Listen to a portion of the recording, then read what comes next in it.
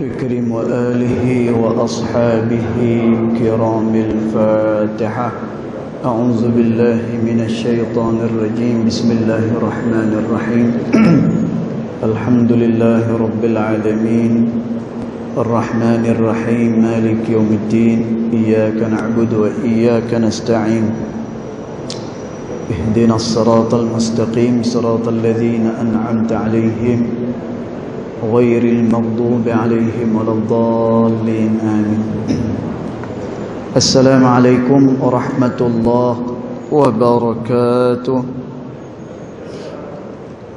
الحمد لله والصلاة والسلام على رسول الله سيدنا محمد بن عبد الله وعلى آله وصحبه ومن والاه. أشهد ونشهد أن لا إله إلا الله وأشهد أن محمدا عبده ورسوله. اللهم فصل وسلم على سيدنا محمد عبدك ورسولك النبي الأمي وعلى آله وصحبه وبارك وسلم. ثم أقول رب اشرح لي صدري ويسر لي أمري واحلل عقدة من لساني يفقه قولي أما بعد. قال الله سبحانه وتعالى في تنزيله: يا أيها الذين آمنوا كتب عليكم الصيام كما كتب على الذين من قبلكم لعلكم تتقون. صدق الله العظيم. ربي أدخلني مدخل صدق وأخرجني مخرج صدق واجعل لي من لدنك سلطانا نصيرا. إلهي أنت مقصودي ورضاك مطلوبي فأعطني محبتك ومغرفتك يا أرحم الراحمين. Alhamdulillah, yang pertama-tamanya kita merafakkan kesyukuran kehadiran Allah Subhanahu wa taala kerana dengan limpah kurnia dan juga rahmat daripadanya, alhamdulillah, pada pagi ini kita dapat sama-sama hadir ke dalam rumah Allah Subhanahu wa taala ini bagi menunaikan salat fardu subuh berjemaah. Mudah-mudahan salat kita, zikir kita dan doa yang kita lafazkan ianya akan diterima pada sisi Allah Subhanahu wa taala. Allahumma amin. InsyaAllah tuan-tuan perempuan dirahmati Allah sekalian, pagi ini kita bukan kuliah tetapi hanya sekadar tazkirah. Sebab suara saya malam-malam dah guna semaksima yang mungkin. Sebab tiap-tiap malam jadi imam tarawih, tiap-tiap malam. Bayangkan 20 rakaat. Kadang-kadang suara naik, kadang-kadang suara turun. Jadi dia letih. Jadi insya-Allah pada pagi ini mengambil kesempatan dan mudah-mudahan ada manfaat. Jadi kita hanya bertazkirah sahaja pada pagi ini insya-Allah. Mudah-mudahan tazkirah itu dia memberikan kebaikan kepada kita. Berkata Al-Imam Izzuddin bin Abdissalam, tuan-tuan, dalam kitab karangan beliau yang bertajuk Maqasidus Saum, iaitulah maksud daripada berpuasa. Tuan-tuan, kitab ni dia dikarang oleh seorang ulama besar di dalam mazhab Syafi'i yang bernama Al-Imam Izzuddin bin Abdissalam.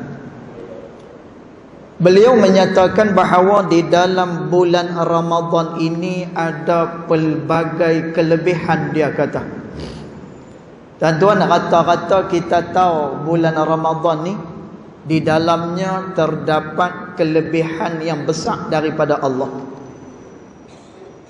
Namun ulama menyatakan Puasa orang ni, puasa manusia ini dia terbahagi kepada beberapa kategori. Yang pertama adalah orang ni dia berpuasa dalam keadaan dia menghayati akan bulan Ramadan. Tuan-tuan, ni yang pertama. Maknanya bila mai bulan Ramadan, dia hayati dan dia bersungguh-sungguh beramal kepada Allah Subhanahu wa ta'ala. Tuan-tuan, daripada amalan yang kita lakukan ni, amalan itulah yang menyebabkan ketakwaan seseorang akan menaik kepada Allah Subhanahu wa ta'ala.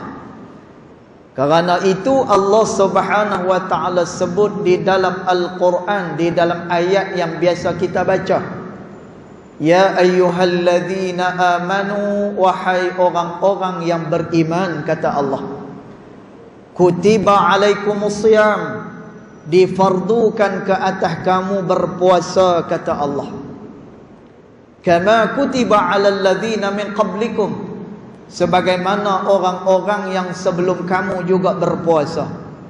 Tuan-tuan, orang pada zaman dulu dia ada cara-cara dia berpuasa.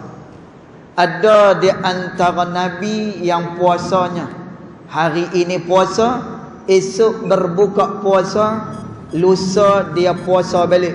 Tuan-tuan, maknanya dia puasa berselang-seli. Ni antaranya. Ada di antara syariat Nabi, bukan Nabi Muhammad sallallahu alaihi wasallam, selain Nabi Muhammad. Antaranya adalah Nabi Allah Ibrahim alaihi salam. Tuan-tuan, mereka akan berpuasa bila mana mereka mendapatkan nikmat daripada Allah, maka mereka akan berpuasa. Tuan-tuan, maka ini adalah puasa orang-orang yang terdahulu. Kemudian Allah Subhanahu wa ta'ala kata, puasa yang kami syariatkan ini, tuan-tuan, maknanya puasa yang kita jalani bukannya satu ibadah tahunan. Dia bukanlah hanya sekadar program tahunan. Tuan-tuan, maknanya apa? Dia tak macam program sekolah.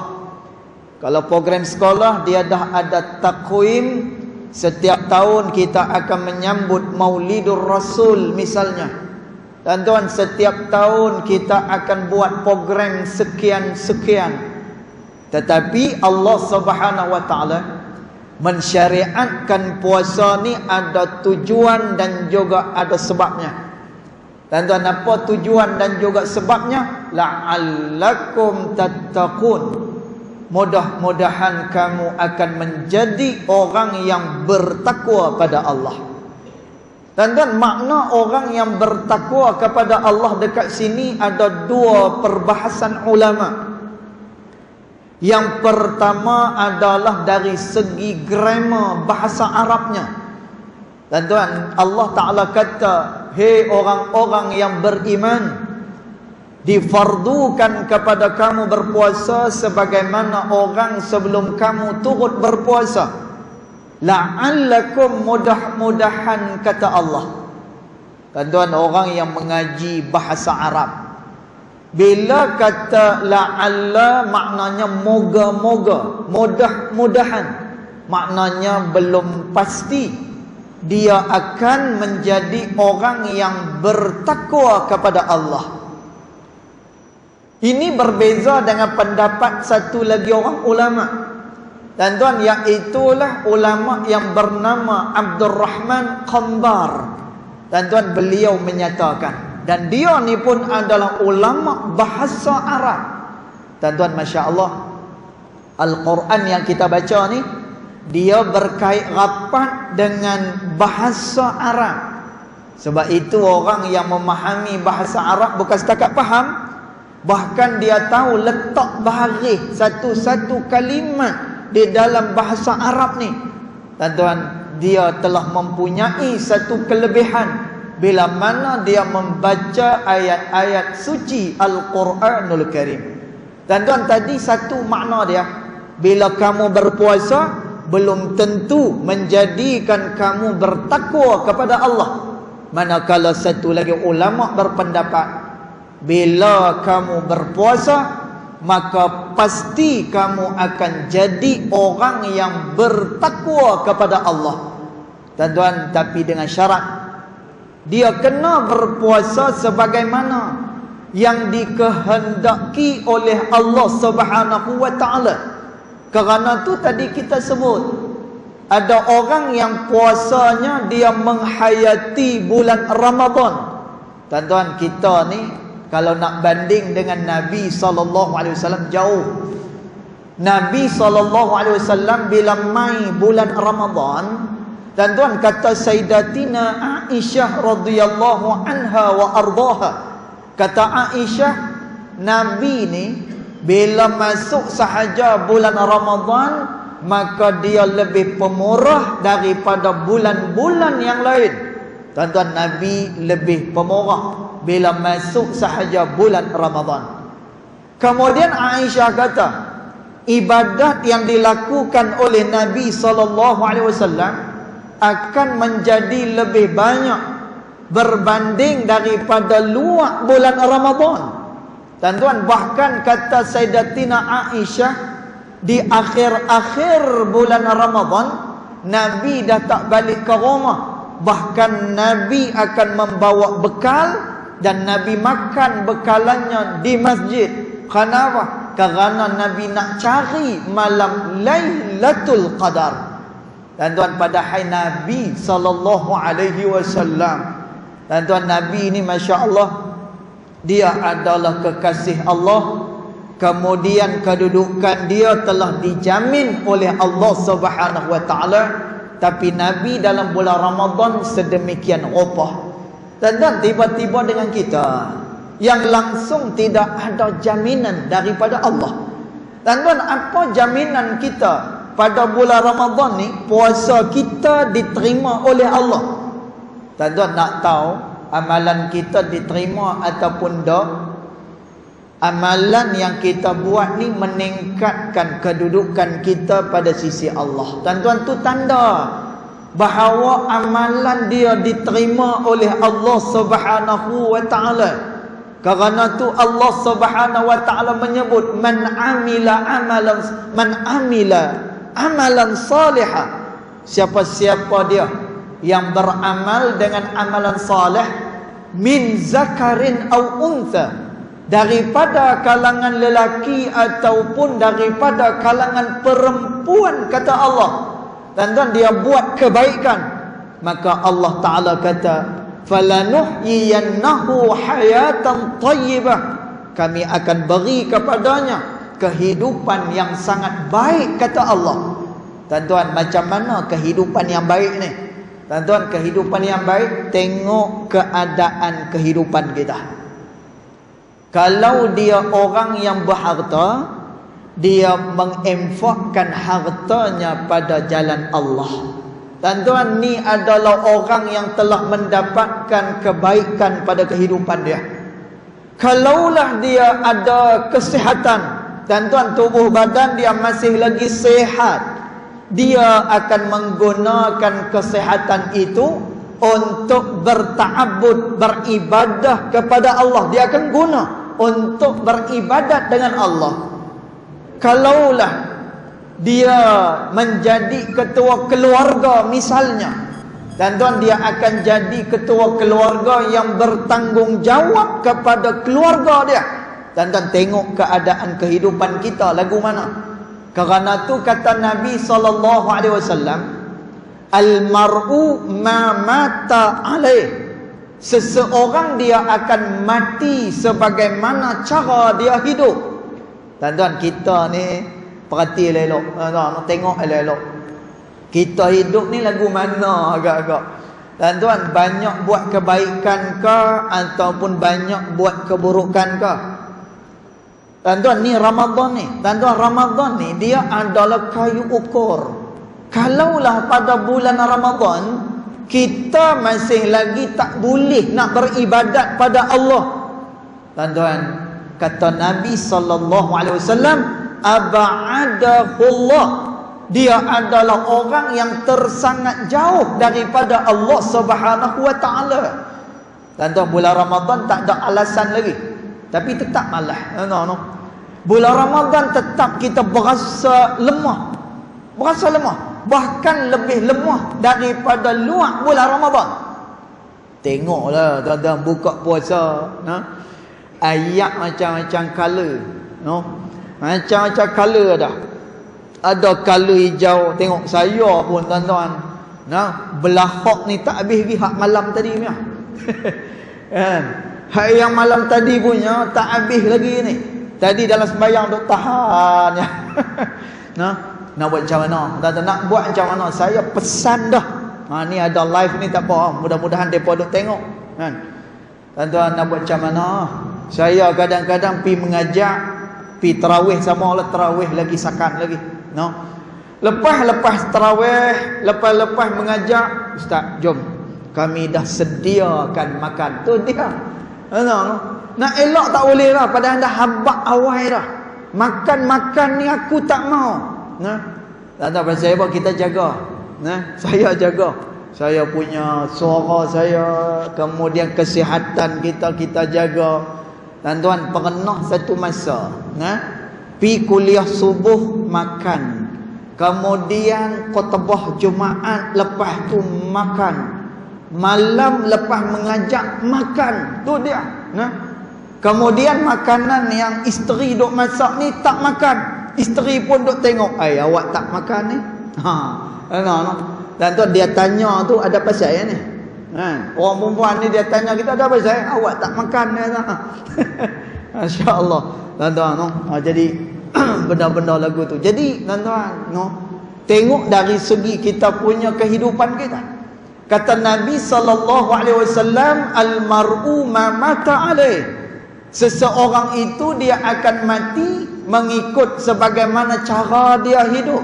Tuan-tuan, bulan Ramadan adalah kayu pengukur bagaimana keadaan kita dengan Allah Subhanahu wa taala. Tuan-tuan, bulan Ramadan ada dua benda yang besar yang memberatkan kita telah dihilangkan oleh Allah dalam beribadat pada dia. Tuan-tuan, bulan Ramadan dia dah tak ada alasan lagi dah. Kerana pada bulan Ramadan syaitan dah tak ada. Tuan-tuan, kata Nabi SAW, "Idza dakhala Ramadan futihat abwabal jannah." Apabila masuknya bulan Ramadan, dibuka akan pintu syurga.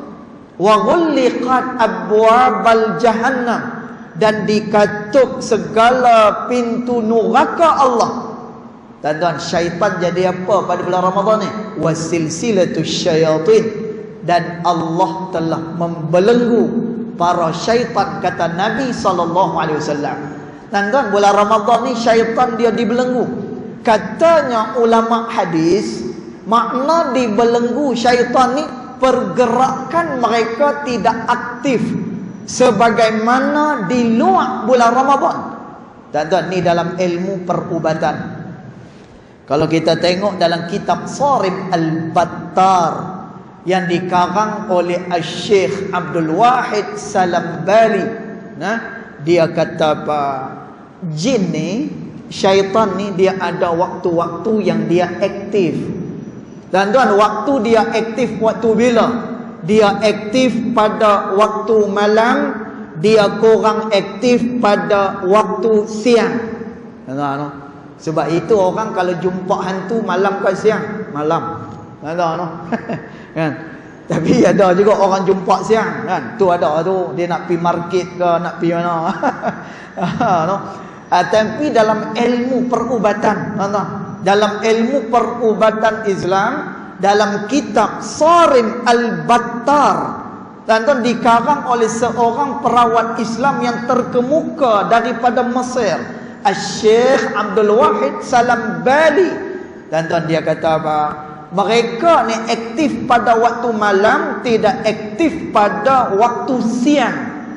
Tuan-tuan, maka pada bulan Ramadan mereka koi tak aktif lagi. Kenapa? Kerana mereka dibelenggu oleh Allah Subhanahu wa taala. Itu pertama. Tuan-tuan, syaitan tak ada dah pada bulan Ramadan, dibelenggu. Bukan tak ada, dibelenggu. Yang kedua, iaitulah hawa nafsu, tak ada pada bulan Ramadan. Bukan kata tak ada, tapi hawa nafsu ni dia dah turun kepada kedudukan yang paling rendah. Pasal apa? Kerana kita menahan lapar dan juga dahaga. Tuan-tuan, hawa nafsu ni, cara kita nak tundukkan dia, cara kita nak kalahkan dia adalah dengan berlapar dan juga kita dahaga. Dan tentu cara dia untuk kita menenangkan hawa nafsu. Tuan-tuan, hawa nafsu ni dia jenis ketegar. Hawa nafsu ni kok mana? Dia tak mau untuk taat pada Allah. Kerana tu kata Al-Imam Asy-Syafi'i rahimahullahu ta'ala, Imam Syafi'i kata, siapa-siapa yang banyak makan dan banyak minumnya. Tuan-tuan, ni kata Imam Syafi'i, siapa yang banyak makan dan banyak minumnya, nescaya akan banyaklah pula nafsunya. Dan siapa yang banyak nafsunya, maka dia akan banyak melakukan dosa. Siapa yang banyak melakukan dosa, tempatnya adalah di dalam neraka Allah Subhanahu wa ta'ala. Tuan-tuan, jadi dua benda ni dah tak ada dah pada bulan Ramadan. Syaitan dia dah dibelenggu, kemudian hawa nafsu pun turun rendah. Tuan-tuan, dia apa ni, boleh kita kawal dia. Sebab itu pada bulan Ramadan masjid surau akan jadi penuh. Tambah Masjid Bukhari kan, tu pun mujok apa ni, kapet apa ni ke atas tu tak guna lagi kan, ke gunalah kan tuan-tuan. Tapi bulan Ramadan ni ramai orang, masya-Allah. Tuan-tuan, dia mengantuk pun dia main. Tuan-tuan, lepas Isya biasa dia akan balik, tapi dia tak balik. Sekurang-kurang dia akan buat solat sunat tarawih sebanyak 8 rakaat sekurang-kurangnya. Tuan-tuan, pasal apa dia boleh duduk tunggu ni? Kerana pada bulan Ramadan mudah, ringan dia untuk melakukan ibadat kepada Allah Subhanahu wa ta'ala. Tapi dalam keadaan bulan Ramadan ni, kita dah dijauhkan daripada unsur-unsur yang memberatkan kita beribadat pada Allah. Tiba-tiba kita berat lagi melakukan ibadat pada Allah. Kata Nabi sallallahu alaihi wasallam, "Man adraka Ramadana", siapa-siapa yang mendapatkan bulan Ramadan, lam yughfarlah, tetapi dosanya masih tidak diampunkan oleh Allah, dia adalah orang yang ab'adahullah, maka dia sebenarnya adalah orang yang sangat jauh daripada Allah Subhanahu wa ta'ala. Dan jadi kata Al-Imam Izzuddin bin Abdissalam, di dalam bulan Ramadan ni ada banyak kelebihan. Antaranya apa? Pertama, raf'ud darajat. Dia ada kenaikan pangkat pada bulan Ramadan. Tuan-tuan, kita ni nak jadi orang yang besar kedudukan pada sisi Allah payah. Tuan-tuan, kita agak-agak boleh tandingi ke, tuan-tuan?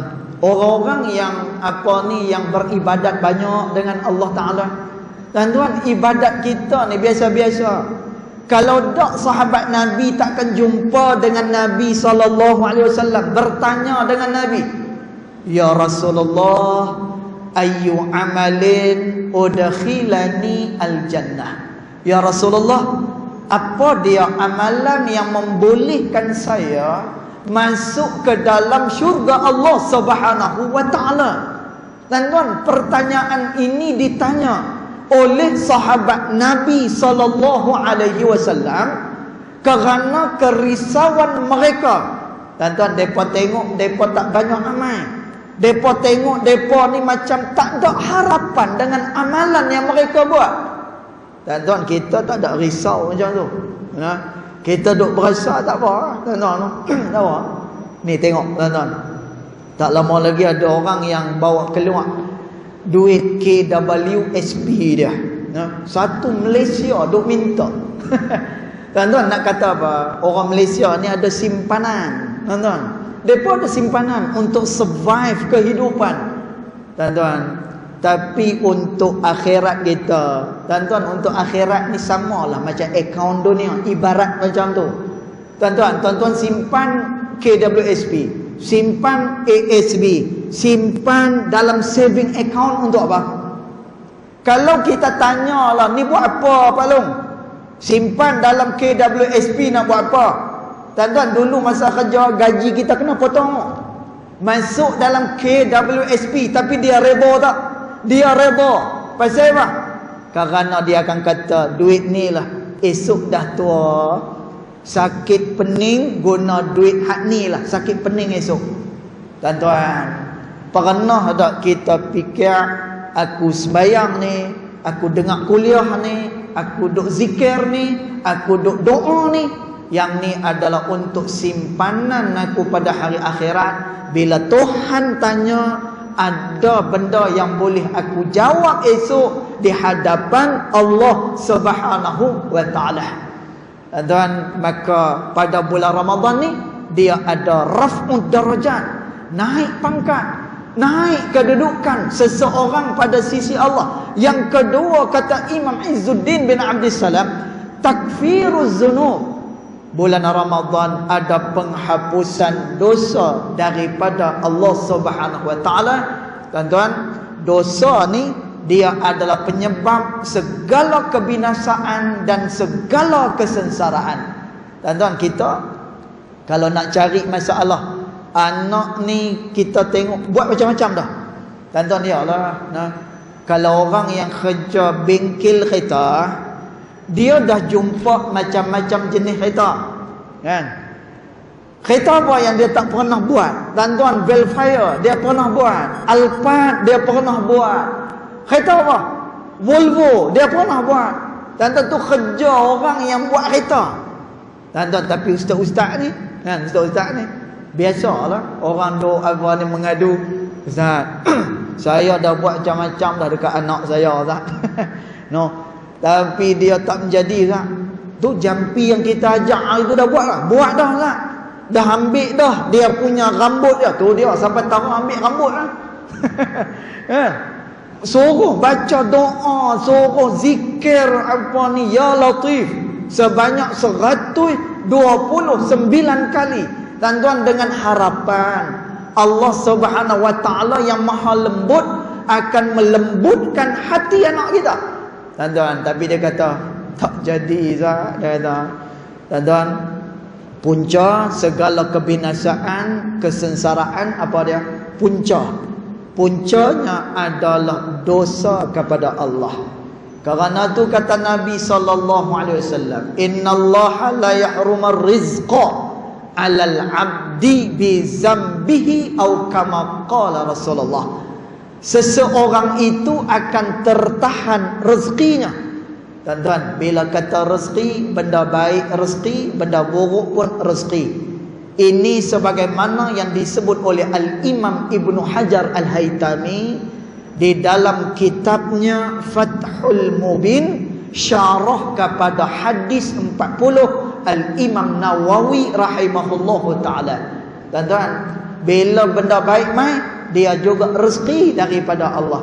Tuan-tuan, rezeki jangan pandang duit saja.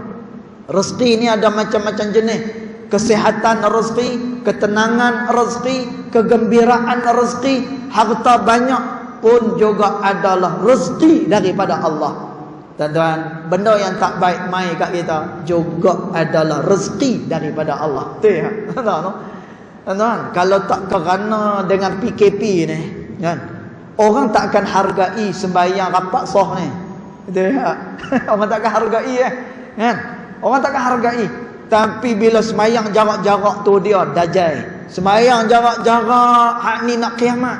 Sembahyang jarak-jarak, hak ni apa ni? Tuan-tuan, dia cukup bising. Lah ni dah boleh rapat takut pula.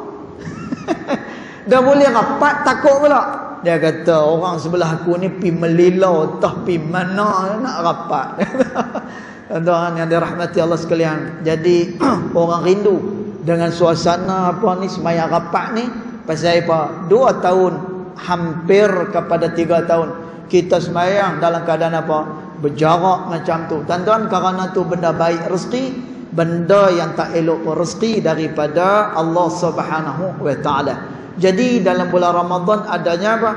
Penghapusan dosa kepada Allah Subhanahu wa taala. Insya-Allah tuan-tuan kita akan sambung perbicaraan ini pada kuliah Jumaat kita nanti insya-Allah taala a'lam. Jadi cukup setakat tu. Yang baik datang daripada Allah Subhanahu wa taala, yang tidak baik datang daripada kejahilan diri saya sendiri. Walaupun hakikat kedua-duanya datang daripada Allah Subhanahu wa taala. Bismillahirrahmanirrahim. Alhamdulillahirabbil alamin wassalatu wassalamu ala asyrafil anbiya'i wal mursalin wa ala alihi wa sahbihi ajma'in.